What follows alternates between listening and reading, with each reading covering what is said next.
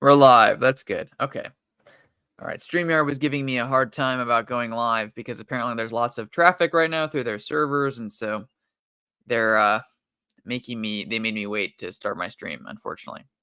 But I will, without further ado, as long as there's no problems, everyone can hear me, see me. Hopefully all that stuff's good. I'll be answering questions during the stream. I have a little bit of a PowerPoint presentation to go through, where we can talk about some of the distinctives of the kind of pre-modern way of looking at political theory, and I'll talk about some of the thinkers who I'm kind of interacting with, and how that affects today, what's kind of changed in a lot of ways, and then it'll kind of be a kind of free flowing conversation after that, where I kind of interact with the audience on different ideas and I share some of my thoughts. And this is going to be pretty basic start to talking about political theory. What do I mean by basic? Well, we're gonna start at like the most fundamental layers of organization. I'm gonna let people trickle in for a little bit before I start the presentation, but basically we're gonna start thinking about, why do we have laws? What do laws mean? Why do we need them? What's the purpose of them? In what universe is um and what's the context of rules and rules and regulations we impose on creatures and on people, and or what is the point of political organization?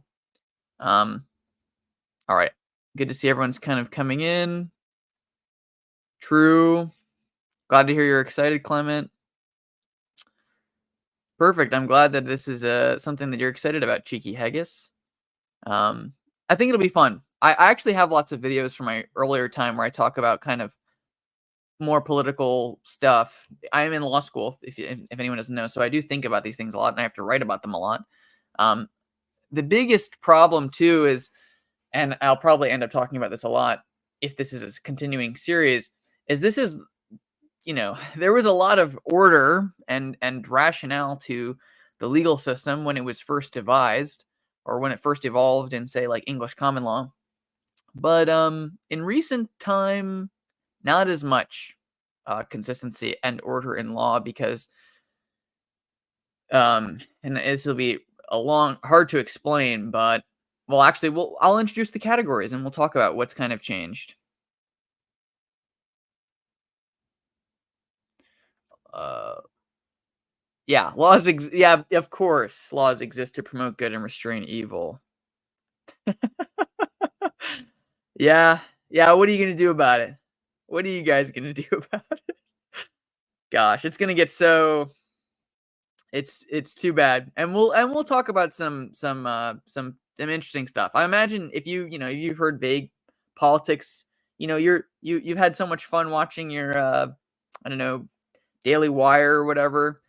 I have a feeling you won't have heard some of this kind of more in-depth political theory that I'm about to go into, and talking differently about these different things. Patrick Trent, yeah, someone suggested, and it might as well have been you, Patrick, that I do a stream on political theory, and I have lots of thoughts. So since there's interest, I'll go into it. I won't stop myself from going full hog on talking about political theory. All right, let's see. Okay, bada bing. There we go. So I've got a couple slides. So I should specify. The political theory I'm going to be talking about, and the way that I'm talking about this is like a pre-modern political theory. And why am I starting with pre-modern stuff? Well, because I do think modern political theory, postmodern political theory, if you people that look into those things, it lacks a kind of unity. I love the most refreshing thing I've kind of noticed looking through the scholastics, and even the scholastic reformers, is the consistency of language. When they're talking about stuff, they are using the same language as other scholastics, and so we can really make headway. Today, if you try to read like a political theory book, it'll just be some guy's opinion in whatever strain of ideology that he seems to think is relevant, going on forever. And of course, I've got my opinions and everything. Cool.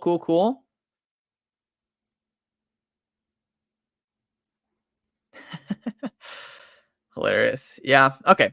Let's start the stream. All right. So the fundamental area of political theory I want to start with is going to be relations. What do I mean by relations? Well, you've got man at the center of all governance. An interesting Anglican source on this who talks about this a lot. And tomorrow actually I'll have an Anglican Renaissance episode coming out on Richard Hooker's cosmology, but he talks about in a lot of ways the human person in that, and he goes more into it after the section that I talk about in my podcast episode tomorrow. But basically, there's the human man in his own being as he is, and you can't really see my little note, but this says appetite under my little face. Let me see if I can just boom. The man is governed.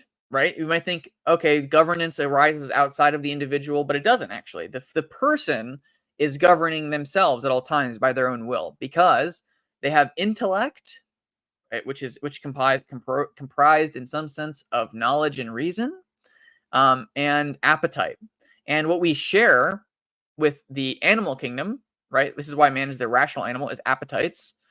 But what makes us distinct from the animal kingdom is our intellect and our will.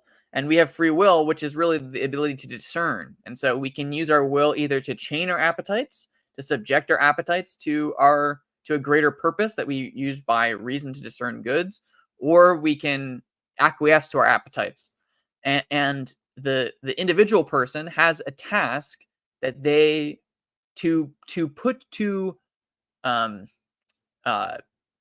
reasonable subjection their appetites for greater goods. Okay. So this is what Paul is talking about, where he talks about disciplining himself. Discipline, right? Being a disciple is the whole building off of the concept of discipline. That's at the fundamental level of governance over the individual, right? And this is pretty much an accepted fact in most philosophical understandings of the human person and of law. And say, like, you can see this in the early founding fathers, you can see this again in the scholastics, you can see Aristotle kind of talking about this, Plato kind of talking about these things, right? This is the Stoic idea, right? That man has to subject himself to discipline to be able to achieve moral ends. All right. And then within this context, okay, every man in this own process of subjecting his intellect and appetites to his will relates to other men. So every time a man has a goal, he can be in conflict or concord with another person. So, like, if I want to do a task, if I want to engage in something with some other person, we're going to need to regulate in some sense the relations between us. There's a context in which I'm trying to relate to somebody else in any given moment if I'm interacting with them, say. Thank you so much for the super chat. If you want to ask a question, you can. Otherwise, you can just say 07. I appreciate it. Appreciate the $10, C. The person, okay, when I have a will or a desire, not only do I have to subject my intellect and appetites to my will, but I'm also going to have to subject, if I want to achieve these ends, in some sense, other people, because other people might try to subject my will to theirs. And so that's a relation. If we're trying to achieve some kind of common project, that's how it's going to work as well. Even within the, free system of nature, imagine no governments, imagine no laws, men would have to relate to each other in some way. And as soon as that relation even was communicated, really, or even as soon as it became, the men became aware of their relation and imposed conduct over that relation, they would be creating laws. Laws are just and Hooker does a good job of describing this. Laws are just the rules of operations to ends.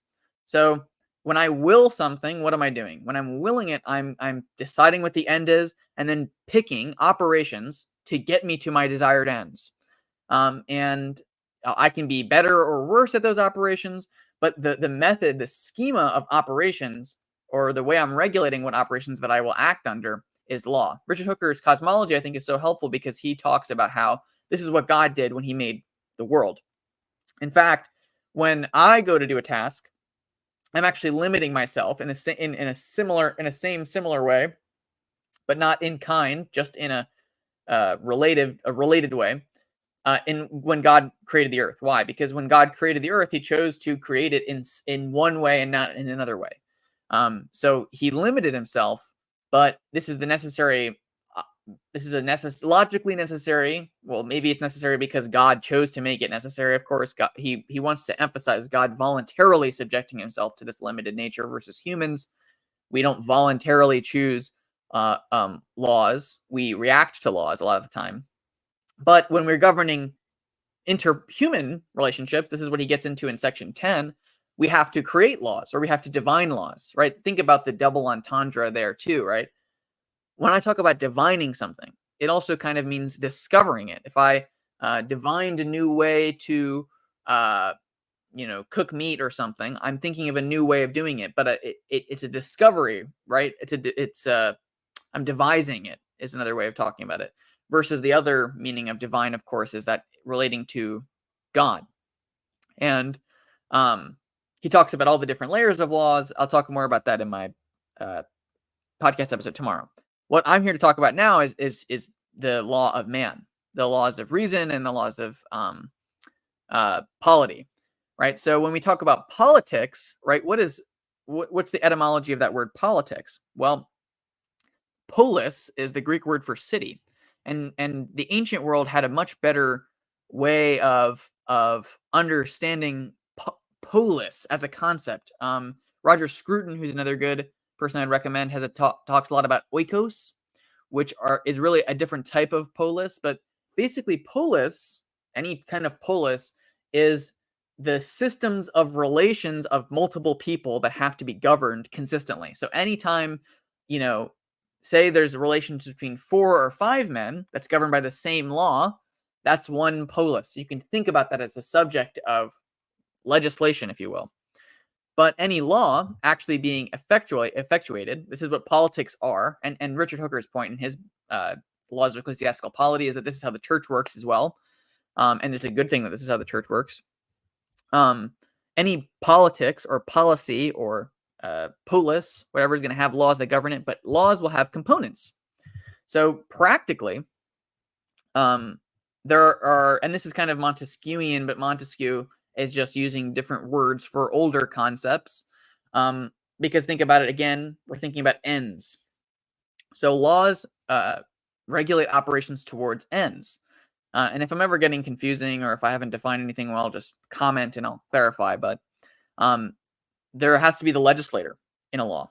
What is the legislator doing? Well, the legislator is the deciding of the rules of operations. So when a law is devised, there's the person who devised what the law is. Okay, just as a fact, the bare law has to be decided, what it is and what we're following today in our system that we have today. This would be this legislative branch of our government writes a law or writes a statute, and then after that statute exists, after that law exists, and then there's a action or behavior, or again that relation has to actually be regulated in practice. There has to be an adjudicator who has to decide how the facts apply to the law, and whether or not the facts, violated the law, supported the law, whatever they did, whether or not that happens. An important point to point out is when we talk about laws today, for the most part, I think partially because of our kind of bare minimalist way of thinking, we think about crimes. So if or even civil laws or whatever, right? But we think about, if I break it, I get punished. Okay. But something I've pointed out a long time ago in my Monarchy video, over almost a year ago, was in pre-modern ways of thinking, you could actually be positively lining up with the law in such a way that you would be rewarded. And we still have some vestiges of this in our modern system today, but you could be, for instance, a distinct civil servant who lived up to the unspoken laws of your society that would be rewarded with like title or something, or honor. That's what honor really was in some sense, the people in the polis living up to the law, the positive law that prescribed positive action, and executing it well. In say like in ancient Rome, if you served in the military, you would be rewarded with land, okay, or a parcel of land. Now that is a law, and that's a law that rewards positive behavior. So there can be laws in all these different kinds of ways too. So don't just think of law as something that's, um, you get punished if you break. Um, we tend to think this way because of the Old Testament law kind of is more focused on violation, but that's because the Old Testament law is trying to make us notice our sin, right? That's the purpose of the law in the Old Testament in a lot of ways. So it is a very negative law. Okay. But after the legislator and after the adjudicator, there also has to be an executor. There has to be some kind of mechanism to enforce the law or the regulations on operations to actually effectuate ends. So, like, if we had laws in abstract without executors, in theory, people could just do whatever they wanted and then be in violation or not in violation or in support of the law without it meaning anything. So we have to have executors. The problem in practicality in human government is that this has to be each of these tasks can be delegated to people, but it can technically only be delegated to people within the system. So we're talking about relations of people. A lot of times the problem is that when two people relate to each other and they have to impose uh, law onto their relations, one of the people, right, has to be the executor or even the legislator or adjudicator. Now, you can try to exercise a kind of democratic element to these different components, and the founding fathers and different groups have tried to um, basically they knew that only really legislation can be democratic. Why? Well, if we had a democratic, as in everyone is equal, executive branch, right? It would mean that actually no one would enforce anything because there would have to be some one person to enforce the will of the law or the ends of the law onto people. But if every person was equal before the law, no one person could enforce the law against another person. So we acknowledge there has to be an imbalance in execution. We also acknowledge there has to be neutrality in adjudication, which is, or ideally, there's neutrality in adjudication, right? We wouldn't want someone who because we acknowledge appetites, right? Appetites are like things like fear or love or hatred that can dissuade us from reason. And we don't want someone to use their bias as an adjudicator to not enforce the law. And additionally, if we all got to be adjudicators on every case, and including the people who are being accused of violation of the law, or even the people who are subject for reward under the law, they would unfairly find themselves innocent or find themselves in support of the law. So um, there is an idea that the person actually being tried should not be considered uh, an adjudicator over their own case. That's just a natural understanding of law. And all of these principles I've laid out now, the scholastics that would have been discussing these things would have seen these as part of natural law. Natural law are the things that can be devised without revelation. So these would have just been logical requirements from human relations that would have been applicable to anybody even without Christian revelation. So when you see, by the way, in like the Constitution, where it talks about provision for the common welfare is actually a translation of a Latin scholastic term which talks about the common law. So this Constitution, rather than being, as many people today see it, and even I would say the kind of originalist perspective is, rather than being a method for the creation of law, like the Constitution provides for the systems of federal government existing, but it doesn't actually set out, until like the Bill of Rights, it's kind of complicated, doesn't actually set out a positive law. It's not trying to do that. It's just trying to create a framework for the understanding of law. And they would have thought of things like the common law, which is different, like say English common law versus natural law or the law common to all, right?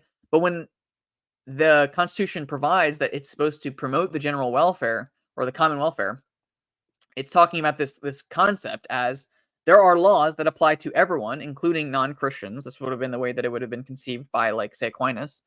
Um, and anyone can be expected and found guilty under this. The biblical support for this is kind of those early Romans passages where Paul is talking about people who did not have the law, had a law unto themselves, all those kinds of things. That would be natural law, that is common to all people without revelation. Okay. And so, again, the purpose of the federal law in the original devisement, I guess you could say, of a lot of the founding fathers, of course, many differed in their opinions, was that the federal government would preserve amongst the different states the common law, while those states would then have the kind of wiggle room to impose what would be considered situational law. I think it's like a reformed guy named Unius or something like that, who is a reformed scholastic who talks a lot about law in, like, the Netherlands or Switzerland or something, who talks about the contextualization of different cultures of laws that are, again, reacting to unique situations, relationships, histories, and that variance in the law doesn't undermine the concept of law. They were clear to articulate. It would just be a kind of regional variance, which is acceptable and if not desirable. Actually, they would say it is desirable in a lot of ways. All right. The problem is, as systems get bigger and bigger and bigger, right? So when the Greeks are inventing this kind of system of the polis, it's like a city state, right? So you can even get very direct democracies in a lot of these ancient Greek cities, where, like, when some issue of legislation becomes an issue, everyone just walks into the common forum and votes on what they think the legislation should be. And so you can really have a democratic legislator. The problem is, as these systems get more and more complicated and people get more and more spread out, it's harder to have, you have to have more laws because you have more relations. So think about it like this. The best part of the polis as a concept is that rather than having the 50,000 people that live in the city all have separate relations to each other and therefore separate laws, they actually have one relation to the state, to the polis, and then that one relation that they all have is the same relation. And so then the same law applies to those relations. This works, again, because of how local it is. But and this only works, as say, on the legislative level. Even the bigger the city gets, even if it has one law, it's going to require more adjudicators. It's going to require more executors, as more relations necessitate that. But the convenience could be a simpler law. But as more relations exist and more relations get more complicated, more laws are imposed. And so this is kind of my little 2 cents that I wanted to impose on this podcast, maybe, or the stream or whatever, to talk about my opinions, because this is basically the end of my little presentation, I believe. Yeah, I want to leave it here. Is that the problem with modern society in some ways is density and proliferation of relations. And I think this is probably, we have an intuition about this, and I'll talk about this in a minute, but people don't, people understand the political divide in our country right now, right? That there's this, like, weird urban-rural divide. But not a lot of people, in my opinion, have a good way of articulating it. We can notice, for instance, that people out on, rural people tend to be more conservative and religious, and urban people tend to be less religious and less conservative. And actually, this is a pretty consistent observation of human history back to the annals of time. Ancient Romans noticed this. Most the English aristocrats, for instance, thought it was necessary for the people who ran their society to regularly visit their rural estates to acquire the moral character that was necessary, that they attached to the rural estate, that they recognized that if you spend too much time in an urban center, you would lose. And that was just obvious to them. Again, the ancient Romans recognized this pretty clearly. A difference, I would say, and so most feudal hierarchies, for instance, would have explicitly made this attachment to land. And what is a feudal hierarchy in a lot of ways, right? And a landowner, a feudal hierarch, an aristocrat in the kind of more rural sense is usually, actually, the relations in a rural setting are pretty minimal.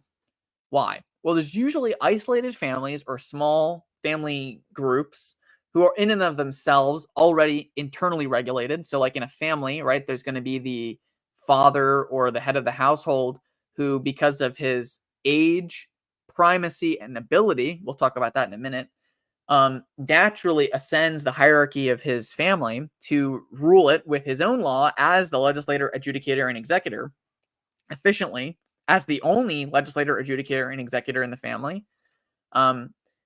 What that takes care of itself. The only in some ways it becomes like the internal regulation that the man has in himself. Remember, we were talking before about the will is just working on subjecting appetites to reason, and that's the human endeavor. And the family can replicate that much more easily than other relations can because of the kind of uh, symmetry of the body, right? When the Bible tells us that man and woman become one flesh, that in the kind of classical law understanding makes sense, because now these two people, when forming this family in a way that no other relation really reflects well, are treating it as if it's a single individual. There's the will being imposed on the appetites of this marriage for the end of this united person at the end of the day. So those isolated families, usually running agricultural states, only relate to usually other families very rarely. And it takes basically a lord or an aristocrat or a rural landowner to settle these things on behalf of, to kind of tie up those stray relations.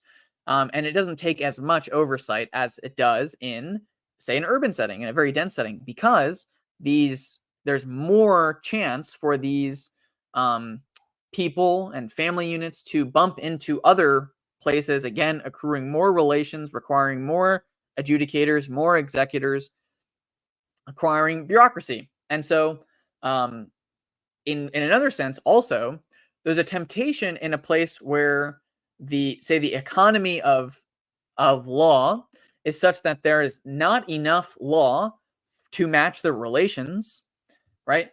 The temptation will be to diminish the law, to not execute the law, to not apply the law, because it will be tiresome. It'll cost more energy to execute the law in a place with more relations. Okay? We're going to need more legislators, adjudicators, and executors per person in an urban setting. And so again, this is what might be called kind of antinomianism, right? And of course, there's a theological definition of antinomianism, but there's also the kind of Curtis Yarvin understanding of antinomianism, which is a concept in politics. And so this natural tendency skews urban density against the law. And subconsciously, we're very aware of this. Now, what it also means, though, is that in urban society that is attempting to instill order is going to have more law, and so might be associated with tyranny, versus the rural setting, despite the fact that it is actually more ordered, will have less law. I would say that early obvious appearance of this trope in, again, this is all common law we're talking about right now, right? And there's no revelation in this, is the Epic of Gilgamesh, right? In the Epic of Gilgamesh, you've got Gilgamesh, who's this king of which is a city-state, right? Notably, it's a city. He's a tyrant. He rules with an iron fist, and he's arbitrary. He is the legislator, adjudicator, and executor, and he does whatever he wants, instead of having a kind of iron rule of law. Which, of course, is the temptation of legislators, adjudicators, and executors. This is why there's corruption. This is the definition of a corruption of law. Because we would hope that what's going to happen is that the legislator will also be neutral. And in a lot of rural settings, the legislator is neutral. Usually it's a kind of old family, or it's a kind of removed family. Again, imagine, a lordly family that has their ties first and foremost to the land that they govern, but also, in addition to that, they have a larger political sense because they're related by marriage, or they're related by political interest to the offices of state. They can contextualize their local setting in the context of the country, the context of the nation, with more neutrality than if, say, you gave the office of legislator to one of the people who is being governed by law, by the laws. And this is actually why. And a lot of people think, oh, in this primitive older society, people didn't think about justice, and that's why we didn't have democracy, or people didn't have a political theory. And then we evolved political theory with, say, Montesquieu or something in the Enlightenment, and then democracy was it was kind of the natural consequence of thinking about law and politics. But instead, actually, the exact opposite is true. You can actually see Aristotle invents the European monarchy before it exists, and then it comes into being. In the exact same way that the democracies exist today as the result of political thought that predated the institutions as they came to be, the same thing was true about European monarchies, and they were very distinct to the monarchies or despotisms, which they would have identified at the time as being distinct in form and in government to their own. And for the record, Muslims thought of themselves as having a distinct political system to the rest of the world. That's what Sharia law was. It was a type of governance system that was an alternative to different monarchies or just different despotisms. The Chinese monarchy system was very different to the European monarchy system. And what the European feudal monarchy system was a natural progress from this system of laws. And they were very conscious of the reasons why their system was superior. They argued for monarchy. They thought monarchy was good. It wasn't just this accident that they found themselves in. And the reason they thought it was good was for all the reasons I'm laying out now, right? The monarch is actually intentionally elevated above the people he governs for the good of the people that he governs. Because if he was among them, this would be bad for them because it would introduce bias into the relations. If people who are being governed are also governing, it is obvious to anyone once you lay out how law works, like I just did in this stream, that you're just introducing bias into the system. Now, this is why ultimately you get, I would say, why you get monarchs who are the big concern for these monarchs is about education. When you look, for instance, at how a medieval monarch was raised, their tutors were an important political concept for all the people around them. People would have understood that, and then the most important factor for the monarch, who is also a man, and they would have fully recognized that he was a man, was that he has knowledge and discipline. Because, as we saw earlier, there will always be the appetite of the man to, and if the man subjects his law, his legislation to his appetites, right, then he would become an arbitrary ruler and would no longer rule by law, because law is the product of reason. Because, say, we're trying to figure out what laws should govern our relations, and we have to pick laws that rationally produce the ends by their operations. And so the problem with appetites is that they disregard this. And so you would want a king who can qualm his appetites. And the same thing would be true about any other lord or any other thing. And this was the obvious focus of the political energy. Today, the thought is, oh, well, we live in a democracy or a republic or whatever. We need to educate every single voter so that they can vote better. They're going to vote so hard that the democracy will become amazing, right? And, you can see almost in like people like Abraham Kuyper, if anyone's read Kuyper, I believe that he could envision a democracy for Calvinists. Why? Because every Calvinist, in theory, was doing what I'm talking about kings doing, right? They were very, very harshly scrutinizing their behaviors. And he makes that clear, actually. He makes it explicit that that's the context he thinks democracy makes sense in. Kuyper does. And he actually also believes in the constitutional monarchy and all those other things, but he still advocates for again, republicanism in some sense. But on the alternative, I think the far superior version to this is the king isn't really a legislator. And this is the kind of unique British contribution to political theory, in my opinion. Why? So, English common law was basically legislation passed down by traditions of adjudication casuistically over hundreds of years of developed tradition over law, and the process of divining the natural law and the law by revelation over time to approximate divine law was what English common law was contributing to and doing for generations. And the king in the British system wasn't supposed to actually really be a legislator. He was supposed to be at times an adjudicator, but on the other hand, he had magistrates and judges for this. But first and foremost, an executor.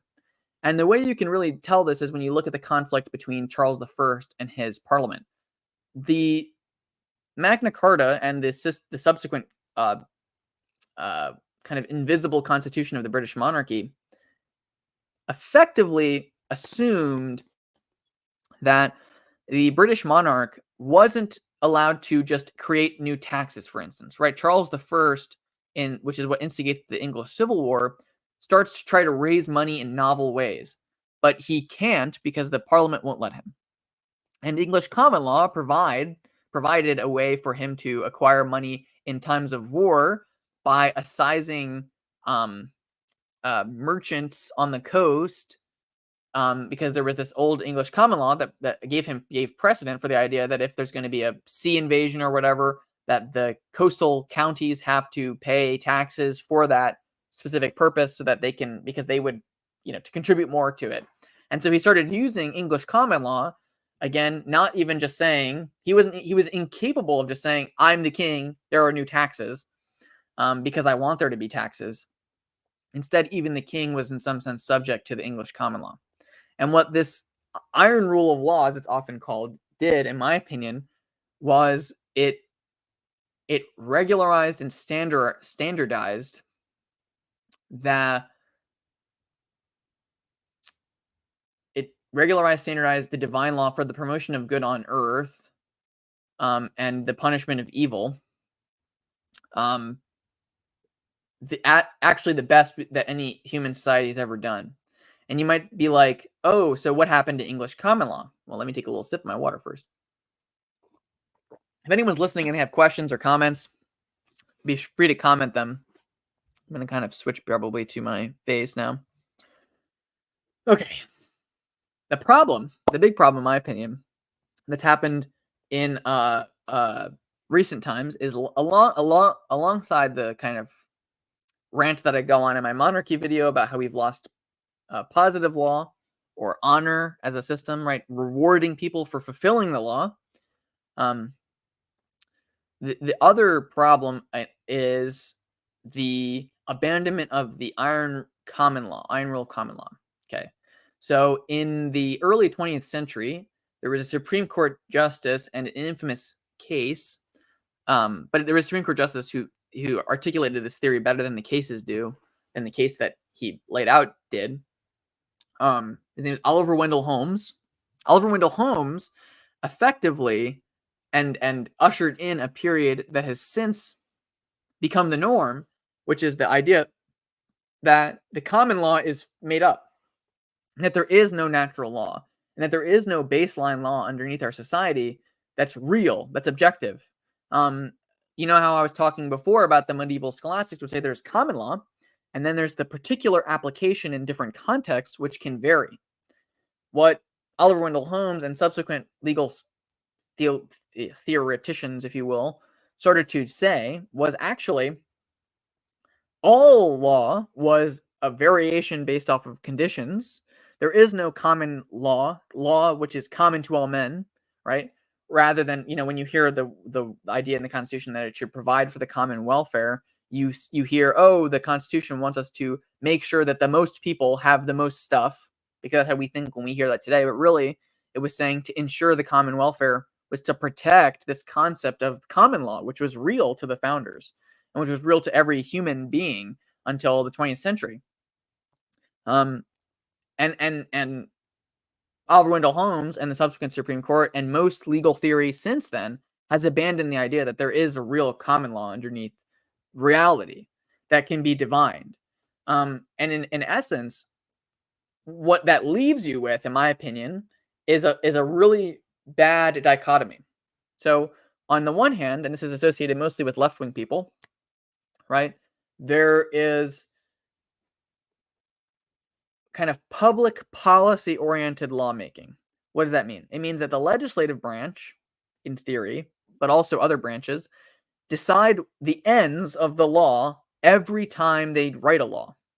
So rather than there being some ultimate end of the law, like we were talking before, right? In theory, all of the laws are regulating relationships towards ends by their operations, right?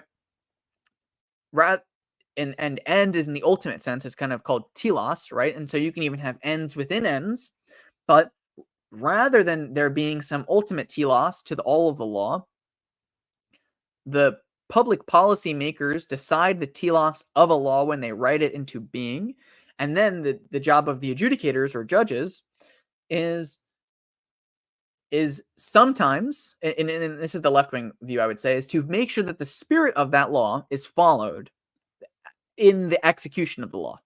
So when they adjudicate a case and they feel one way or another is the more reasonable reading of the law, they give themselves more latitude because they think, okay, I could, in theory, accidentally interpret the letter of this law in a way that violates the telos of this law, or the end of this law, or the public policy goal of this law. And so I shouldn't do that. And so I should allow wiggle room in the wording and all these other kinds of things to get to the ultimate ends of the law. And a lot of times the problem is that, again, they're introducing their biases, they're introducing their personal teloses, their personal ends, their personal goals into adjudication. And then in that sense, you get a very inconsistent law, right? Because when we're using laws, right, again, contextualizing, they're supposed to be regulating the relations between people. If they're not consistent, then the relationships between people won't be consistent. They won't even be good. They won't even be, they won't even make sense. They won't even be able to be regulated. And I think that's the problem with the kind of associated with the liberal interpretation of law. And on the other hand, there's the textualist way of looking at it. And in the terms of the Constitution, this is often called the originalist framing, even though that is a different category than textualism. But textualism is the idea that when a law is written, it exists outside, in some sense, of the intentions of the person who wrote it. And you can read the law to understand it as a system of rules without an end, without a telos, without a purpose. And you have to apply, as neutrally as you can, the rules over the operations without an end.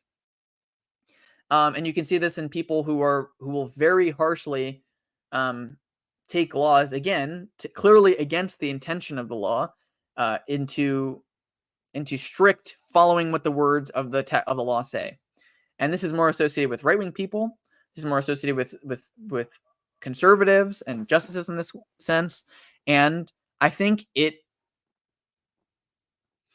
there's the understandable instinct that's happening with that view is it is clear that left-wing people abandon the text in favor of their personal interpretations, and that basically violates the whole point of neutrality in the law, which is a serious loss in law if we don't have neutrality. I mean, we've been talking about that this whole time.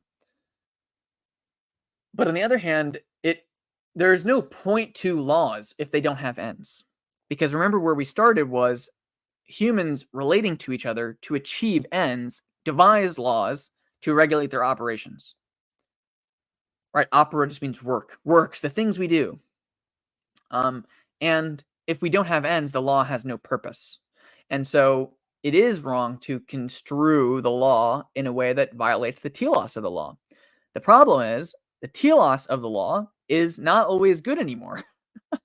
And it's not bound as concretely to even tradition. So say common law, right? So what we would say as Christians and the Christian lawyers of the time, for instance, a great example of this is if you look at any Reformation era theologian, Protestant or Catholic, most of them were also lawyers, and they did not see a distinction, the same distinction we see today, between being a lawyer and being a theologian. And there would have just been the same thing, because studying the divine law and revelation was how we made sense of natural laws and how we devised actual laws to be executed in the world. And without revelation, we would just be like pagan countries. And pagan countries, even they, though, would have this thing called common law. And that law that's common to all, or natural law, or whatever you want to call it, was devised by a process of generational reason reconciliation. So every new generation would try to apply the law that they has devised, and then through adjudicating that law, would find moments in the law where the telos and the letter of the law conflict and decide what to do, or when they felt like that those things conflicted. And no one in the process would have thought that they got to decide the telos of the law in that moment based off of some kind of democratic will. They would have understood it to be a kind of sacred telos at the end of the purpose of the law. And really, without that telos, and without the kind of generations after generations after generations of the accumulation of wisdom, there's no point to the law. And the reason this is so valuable too is, and I'll probably stop giving my lecture in a second, and we can go to questions and comments and all that kind of stuff if you have any. But the reason that we care about generational wisdom and tradition in these matters, and Richard Hooker uses this to talk about the traditions of the church, is because, let me pull up my little whole affections thing. I'm going to leave it like this now, actually. Okay. What is the intellect? Well, human reason and the human intellect perceive and discern goods, which is the ultimate end of the law, is the good, right? And the difference between humans and angels, for example, is that humans are limited in our knowledge, and so our intellect and our reason are limited not only by the ability to discern good and evil, they're limited by knowledge. And which is why, by the way, God deals with us as in revelation of knowledge, is to perfect. Why? Because the appetite, if you precisely define it, is the desire to be more perfect than one is. And that's not necessarily, and that was made good. We know as Christians, everything was made good. So the real problem, though, is when we sometimes desire to be more perfect than we are, it can be a distraction. So when we get dishonored, we can become hateful because we know that it would be more perfect to be honored than to be dishonored. And so we get angry. And so we might not do the thing which reason tells us would produce the most good. Okay. And that's its own problem. But even if somebody does subject their appetites to their will, and to their reason, if they have the wrong facts, okay, they could produce not the right outcome. If they don't have the right knowledge, they could produce the wrong outcome. And so what humans do is, and what humans have always done, and it's the most valuable thing we do, and people that discard it to their own peril and destruction, is we have traditions. Because we've gone through situations before and we've acquired reason, and the best accumulation method of knowledge is people's past lives and experiences. And so we use knowledge to perfect our reasons so that, God willing, our wills can subject our appetites and achieve goods. The biggest problem today is nobody thinks this way, and what they think instead is that our appetites are goods in and of themselves, and they don't have reason, and they don't intend to subject their appetites to will. And so you can't have law because you don't have, right? The whole point of reason and of law was that we're subjecting our will to ultimately attain good ends. And if we've been doing that for hundreds and thousands of years, and if we trust that that's what they've been trying to do, we should trust them. But now, laws are oriented towards satisfying appetites, and so they have no meaning. They really are worthless And that's my TED Talk, folks. I can leave my PowerPoint up if you guys are interested, but I'm going to start going through some of the comments.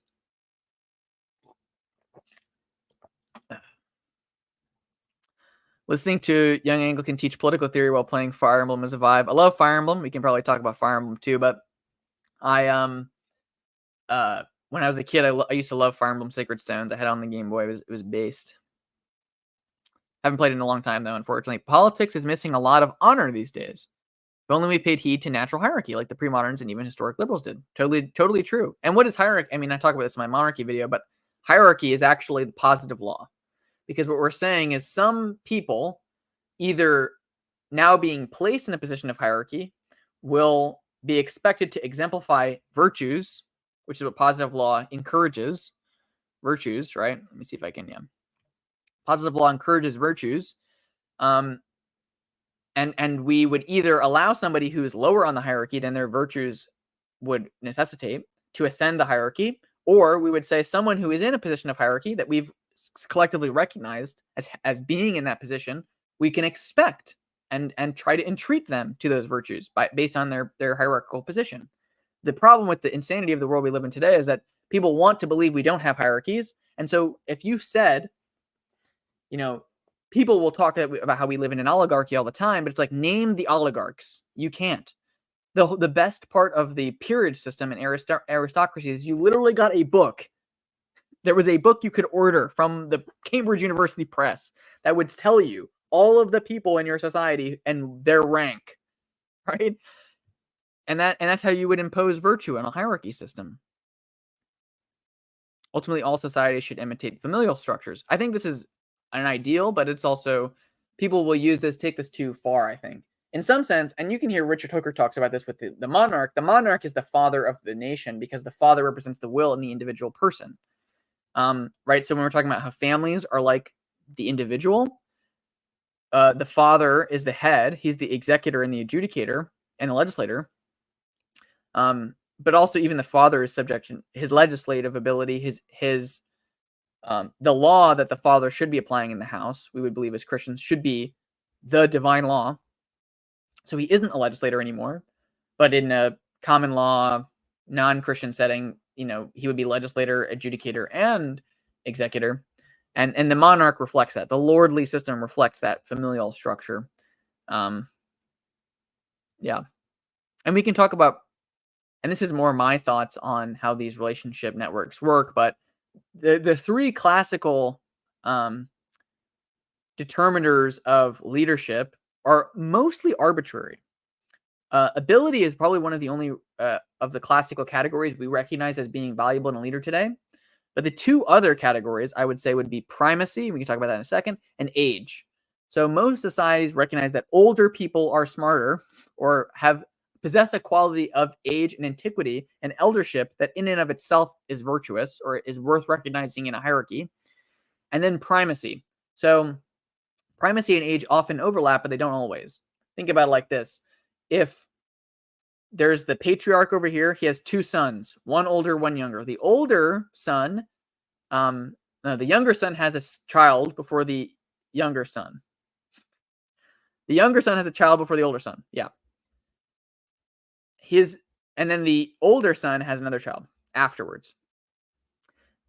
The grandfather's succession will primarily, in most ancient systems, prefer the technically younger in age son of the older the younger grandson of the older son, because of primacy and preference for primacy.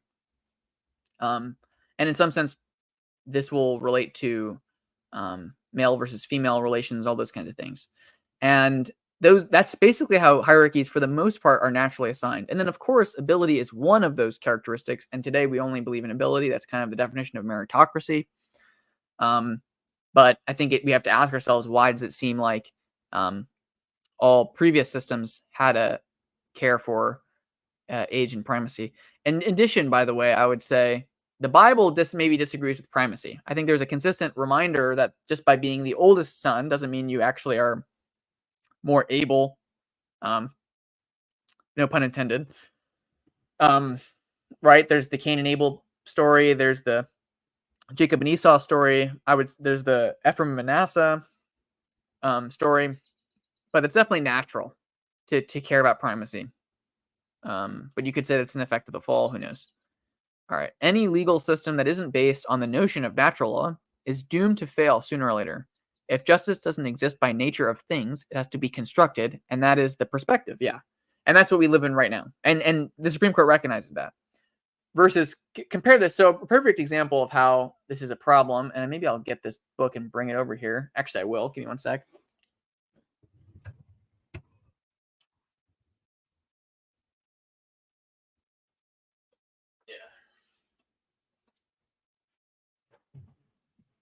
Ugh. Okay. This book, if you only read one book on law as a Christian, it should be The Culture of Disbelief. Okay. It came out in like the 90s. Okay. And it actually got this from my wife's family. It's pretty good. It's funnily enough written by an Episcopalian who seems pretty conservative in my opinion, but it was written in the 90s, and basically he talks about how we went from a society of respecting diversity of religion, and in some sense there's some problems with that reading, and he goes into that.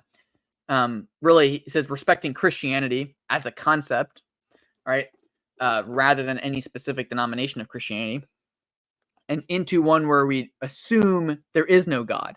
And he talks pretty clearly, demonstrates, right, again, before Oliver Wendell Holmes, the Supreme Court used to cite the Bible in decisions that they made. So, like, when they were trying to demonstrate that they were making the correct and right moral decision, they would evidence that by the Bible. An example of how the problems that came about in reinterpretation is there was a case in the 19th century, an infamous case about polygamy and Mormons. And the Supreme Court had to decide whether or not they would allow Mormons to be polygamous. And it was a kind of freedom of religion case, is how we look at it now. But the Supreme Court didn't allow them to have polygamous marriages. And he points out pretty clearly in this, when they made the decision, they did not see it as this is the limits of freedom of religion, all these other kinds of things. Instead, they were like, well, actually, we're a Christian country. They say this a number of times. Monogamy is a part of the common law, natural good, all these other kinds of things, and can be promoted. And we know this by revelation, not in spite of revelation, and not in spite of religion. And so Mormons are defying natural law, which we know by revelation, and they cite the Bible in that decision a couple times, like they were frequently allowed to do.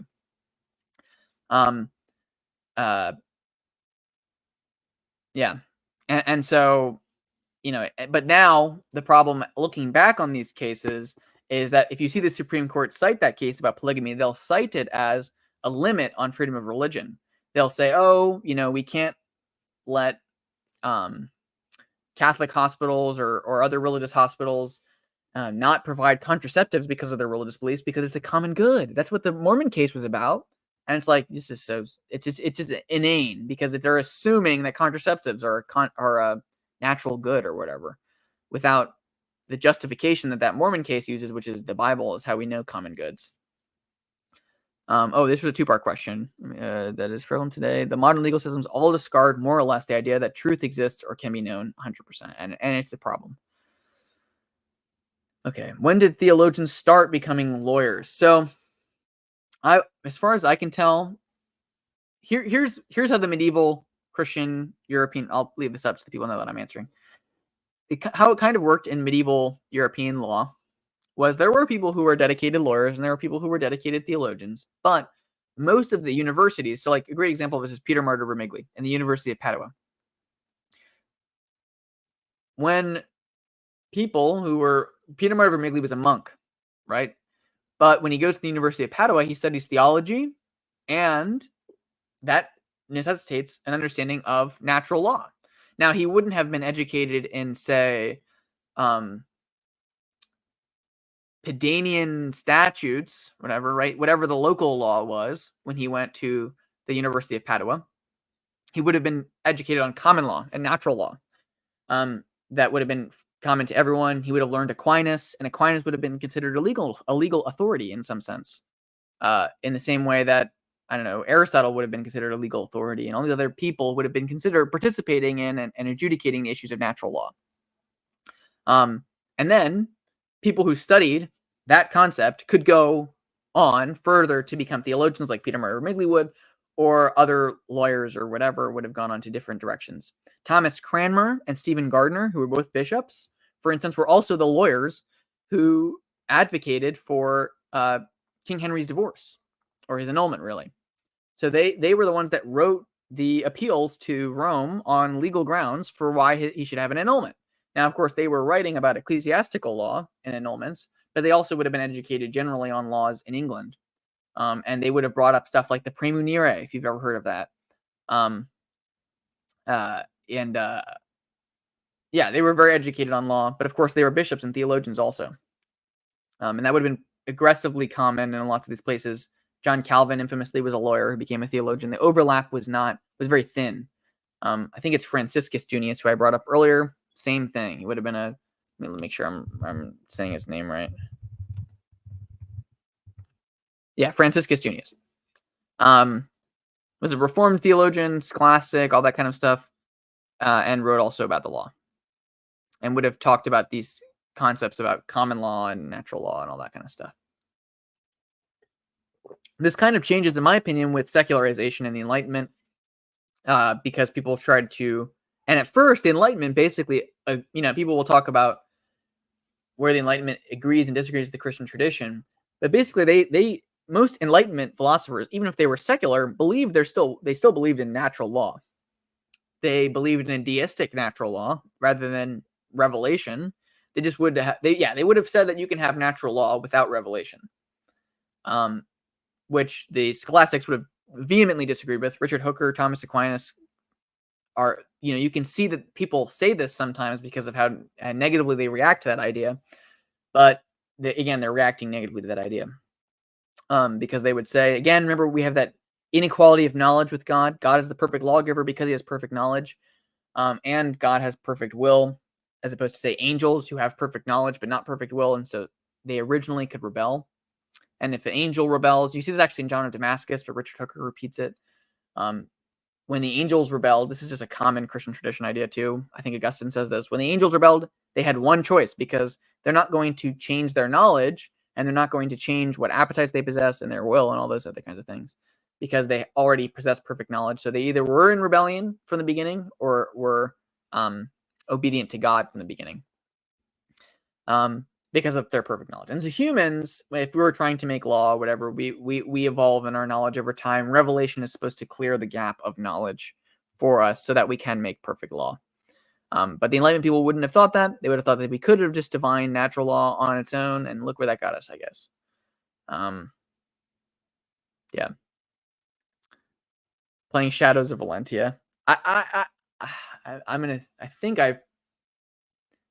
can't remember. I had a friend in college, so he heard that I had played Fire Emblem before, and he recommended one of the games to me on the 3DS, and I played that. I think it might have been Shadows of Valentia, but no, it wasn't Shadows of Valentia. Shadows of Valentia is the remake of Fire Emblem 2, isn't it?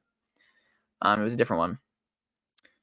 I heard you mention Yarvin, so I was wondering what your opinions are on the NRX. I think maybe I shouldn't talk about this. Hopefully, I'm an hour in. The YouTube police aren't going to go this far into my stream. Yeah, I would say I like Yarvin. I read a lot of Curtis Yarvin. I would say before I was Christian, I was just like a kind of edgy conservative. I was really into those guys to a point where I wouldn't necessarily go anymore now that I am Christian. But I would say I generally like the NRX. I like Curtis Yarvin, specifically Mencius Moldbug. A lot of my stuff is influenced by Mencius Moldbug. Not that I would agree with everything he says, but he definitely was an influence. But I would say that there are lots of people who accumulated into that corner of thought who I wouldn't agree with, and who follow those people, and I wouldn't agree with those people. So I wouldn't necessarily fully associate myself with being NRX. But I like him. I like the Distributist. That's how I found Curtis Yarvin. If you know the Distributist on YouTube, I think he's pretty good. I think actually, if you don't know the Distributist on YouTube, you should totally check him out. What is my political philosophy? I'll always take those little like those little quizzes or tests or whatever about my political philosophy. I'm reading Laws of Ecclesiastical Polity right now, which just reading through it, it's like you have every normie Anglican who will tell me like that I meet in like the ACNA or whatever, who's like, yeah, the Laws of Ecclesiastical Polity, that's so cool. I love Richard Hooker. They probably only got like a couple, I don't know, maybe they are base, I don't know, but Richard Hooker is pretty cool.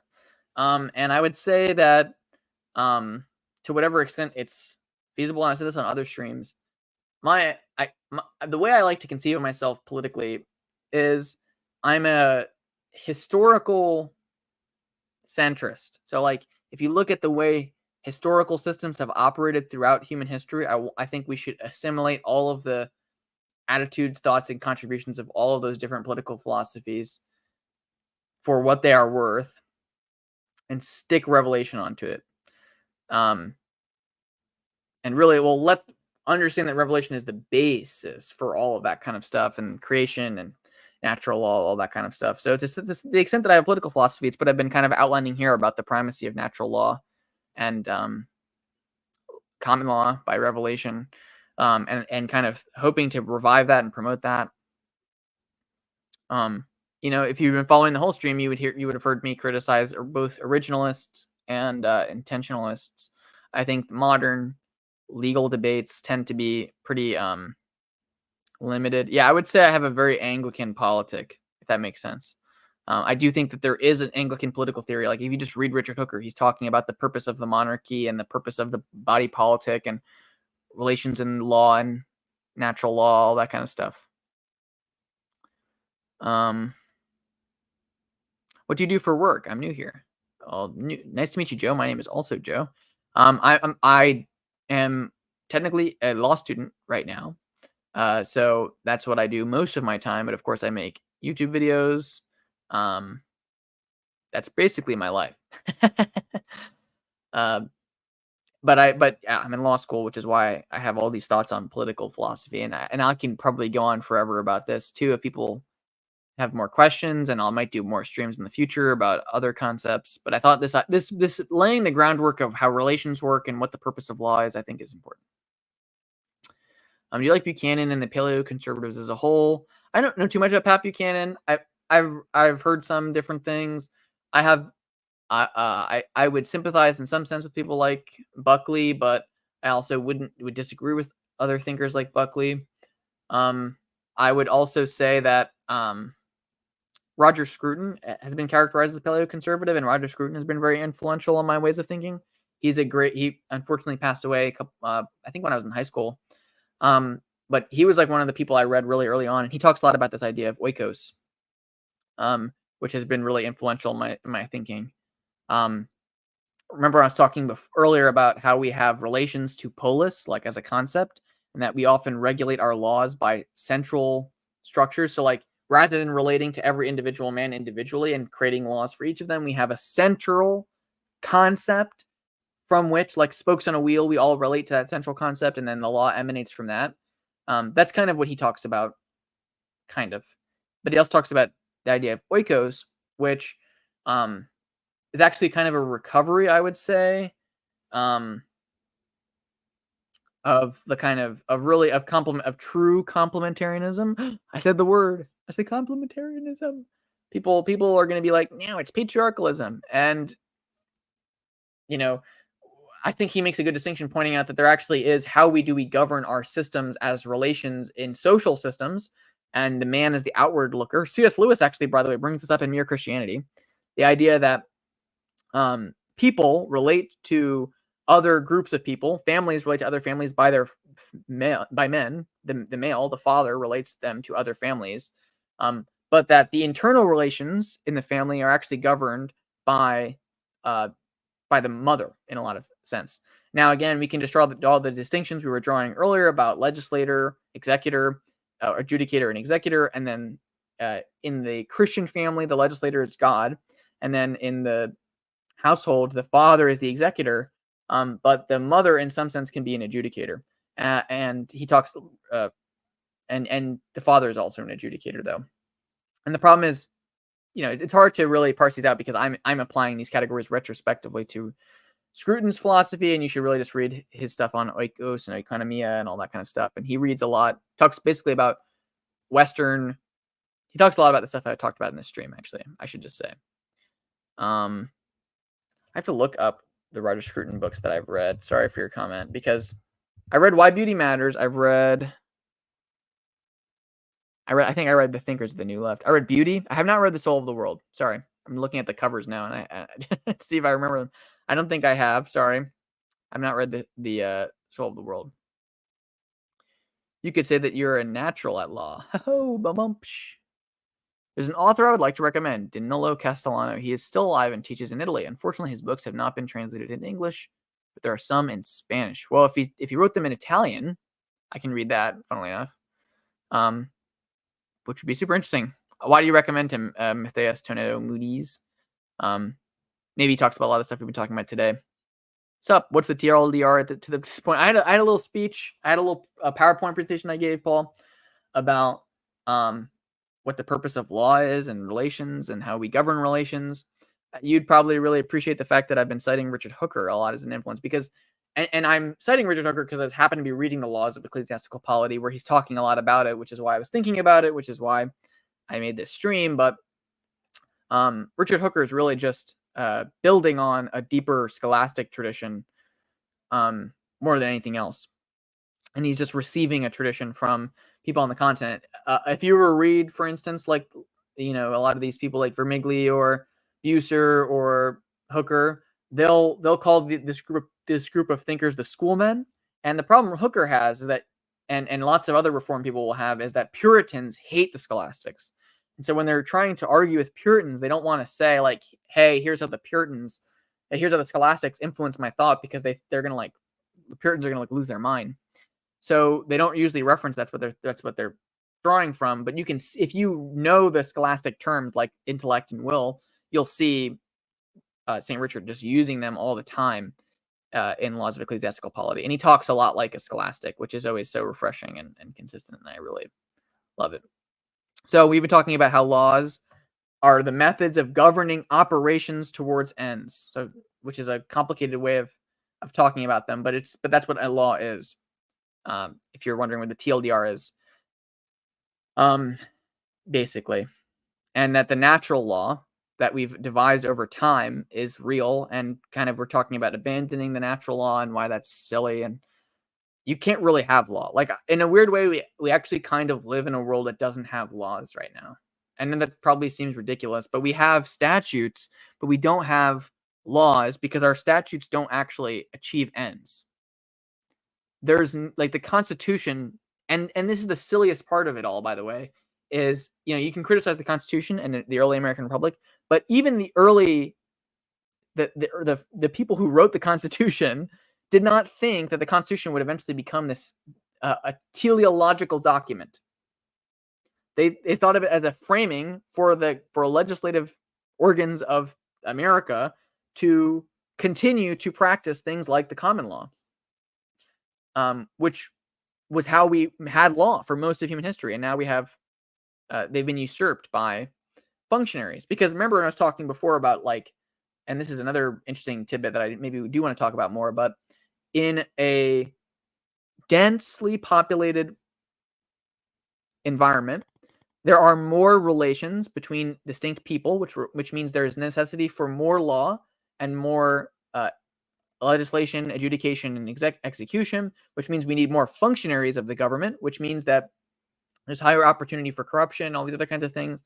And it also means there's a desire to apply the law loosely to preserve resources. And that's why for time immemorial, people have recognized cities as having lax morality. And that's also what we're kind of doing now, because, I'm not going to get on a rant about that now. That'll be probably a second stream about bureaucracy. Because fundamentally, and a lot of conservatives will talk about this, and we can maybe agree or disagree or whatever as time goes on, but the reason most conservatives hate their bureaucracy is because it's bad at doing its job. If it was good at doing its job, no one would hate it. And in fact, like the most totalitarian systems, people will talk about our society today as like totalitarian, and it's kind of wrong because if you look at like the Soviet Union or like any fascist country or whatever, they were aggressively trying to make sure that their citizens were as healthy as possible. They were trying to make sure they exercised. They're trying to make sure that they could compete at the Olympics and dom on other countries, whatever. Whatever the totalitarian regime is, they're trying to do that. North Korea is trying to do that today. China's trying to do that today. Okay. But the problem is, and in America, if we had a totalitarian government in that truer sense of trying to like maximize the potential for corrupt ends, which would be bad. I'm not saying don't think I'm advocating for totalitarianism, but the problem is we actually don't have any control over our population, and people do whatever they want. And so obesity, for instance, is like being promoted, and like there's more and more of it, and this is because of antinomianism. Because it would be because we have such a wide bureaucracy that does not want to apply itself, right? Because it expends resources every time it applies itself. It has to diminish and withdraw and withdraw and withdraw and narrow and narrow and narrow and narrow and narrow what the law is in all of these relations. And so that it doesn't have to apply. And it gets to the point where actually trying to apply law to relations is now the thing that's discouraged. If I tried to enforce rules of conduct in my public school, right? If I tried to say we have to, say all speak in a certain way that promotes, I don't know, kindness or something or gentility, people would say would react negatively to that as an imposition on their freedom in a way that is antinomian at its core.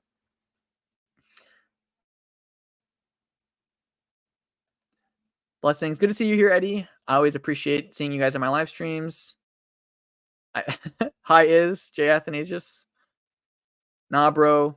Law is only for guaranteeing my rights. And this is the thing, too. And if you look at the founding fathers and they talk like this, read like John Adams. And John Jay actually was explicitly Christian. John Adams is like a Unitarian or something like that. But they believed in natural law. And when they're arguing about these issues, hopefully my connection's not too bad. The reason they think rights are important is because those rights, the preservation of those rights, are the product of English common law.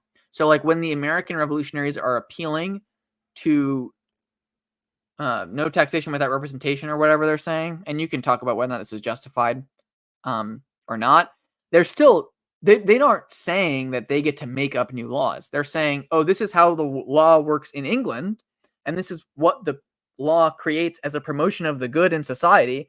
That law should be promoted and preserved in the United States or in the colonies, is what they were saying. And it's not. And that was the definition of tyranny, was an inapplication of the law. And the reason that was bad was because it wouldn't promote goods. And the preservation of things like property rights, for instance, would have been seen of as a law to the teleological end of goods. And that's the only reason we had that law, right? Was because it promoted good and dissuaded evil. And it's not the rights in themselves aren't goods in themselves. Nobody would have thought of that until like the 20th century.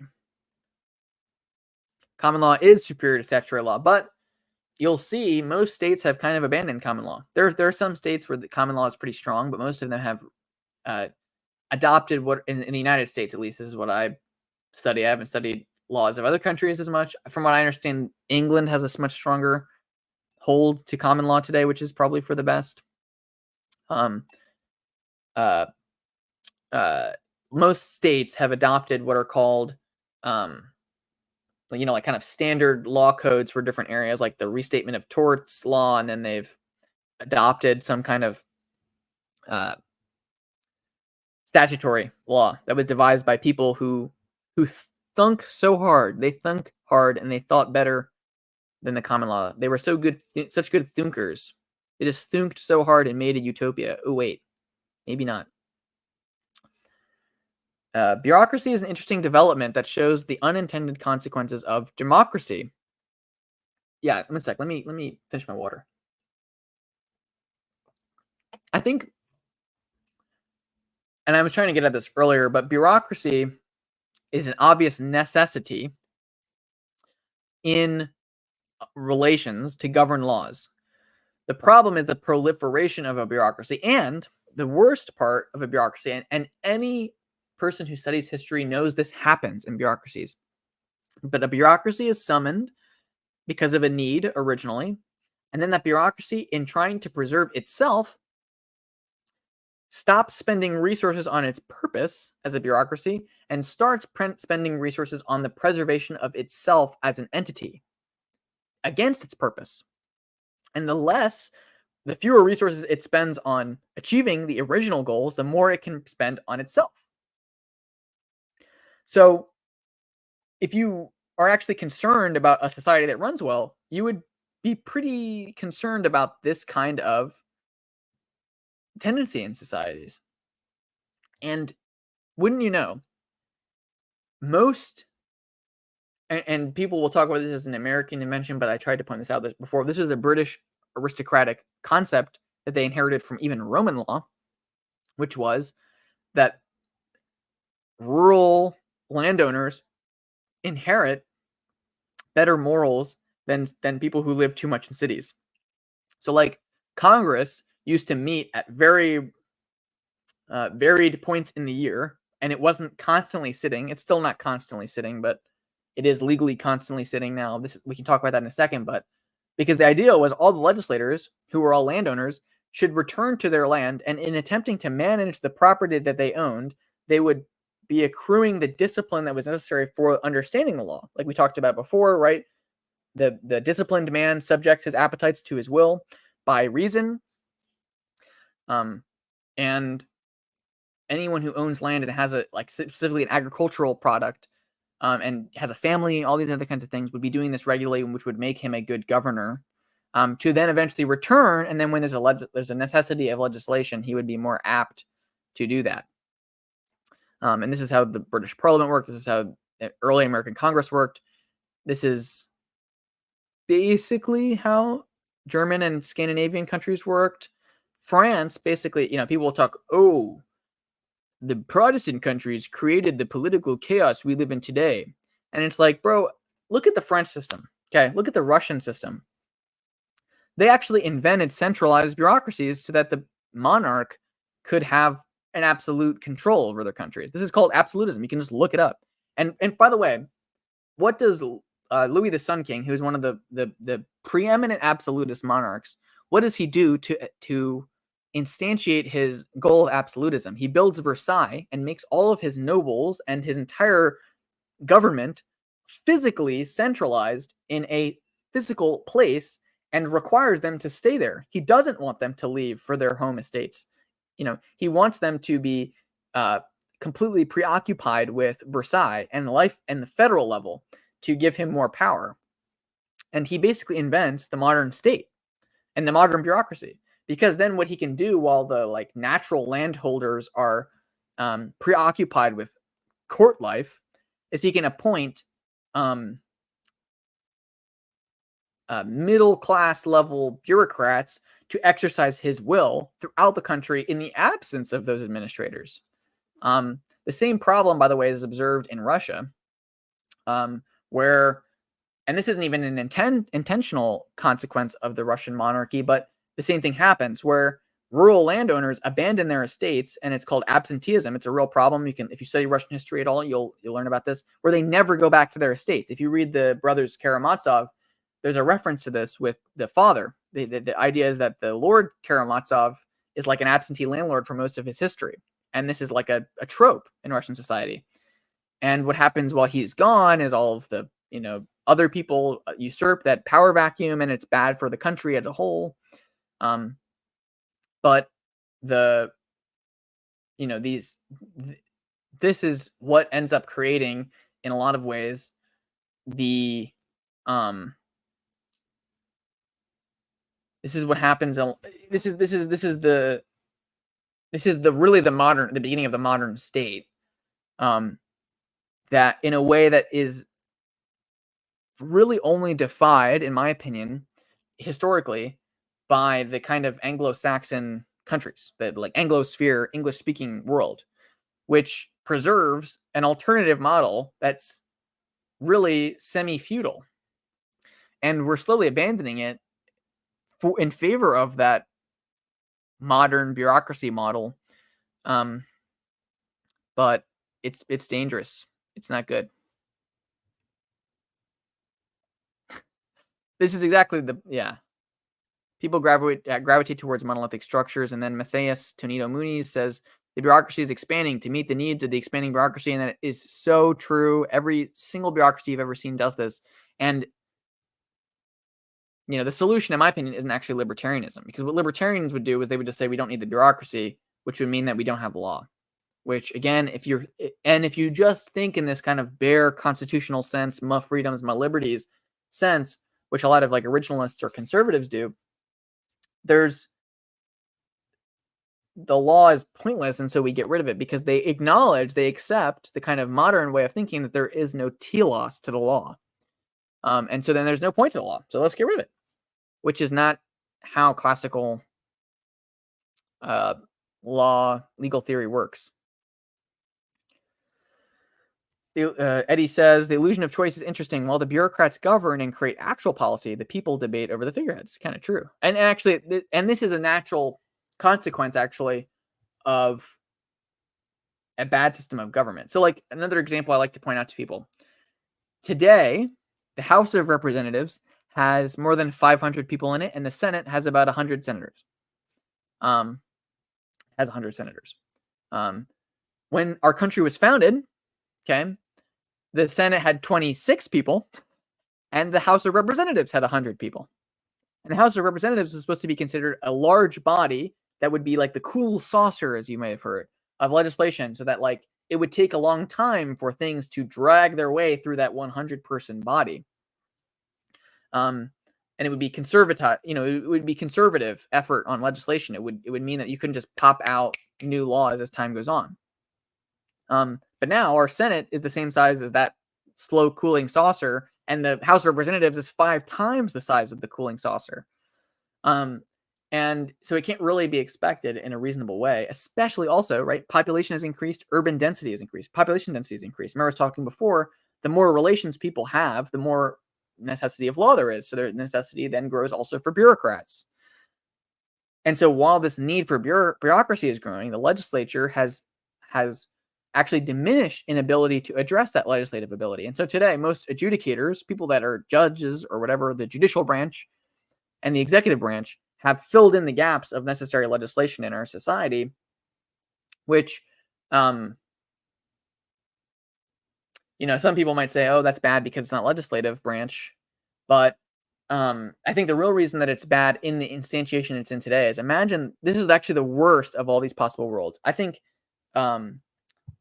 because judges used to, again, be subject to the common law, but now they kind of just decide what the policy is, right? In theory, if the judges are picking what the policy of the law is when they're applying it and trying to apply the spirit of the law, but they also picked the policy because they're pseudo legislators now the adjudicators have complete control over the entire process. They pick what the law is and then apply what they think the law should be. And it's like, they definitely should. They kind of have a weird monarchy of the bench, and then they're constantly fighting in that sense for power with the executive branch, which also has bad incentive structures, because they're only going to be in office for at most 8 years. So all the president wants is basically to make himself look good for 8 years, and then anything that happens or has consequences that pass 8 years don't matter. And if you think, okay, that's very cynical, Joe, look at how many executive orders, legislative things expire intentionally around election time or after elections so that they don't have to worry about them.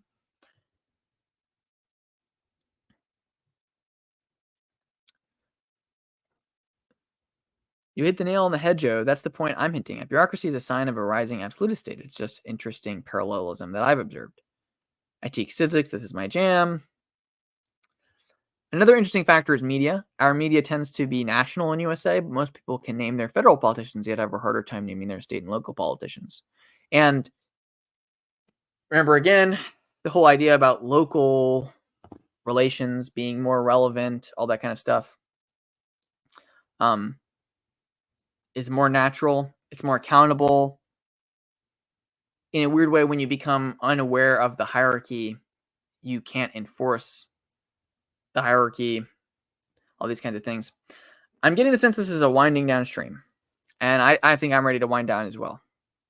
So I appreciate everyone for watching. If you guys liked this kind of ramble about politics or whatever, let me know, and I can do a part 2, and I can kind of keep this series going. If it's weird, if you don't like it, let me know too, and I won't do it again. I'll stick to my theological thoughts. Yeah. All right. Thank you guys so much for watching, and God bless.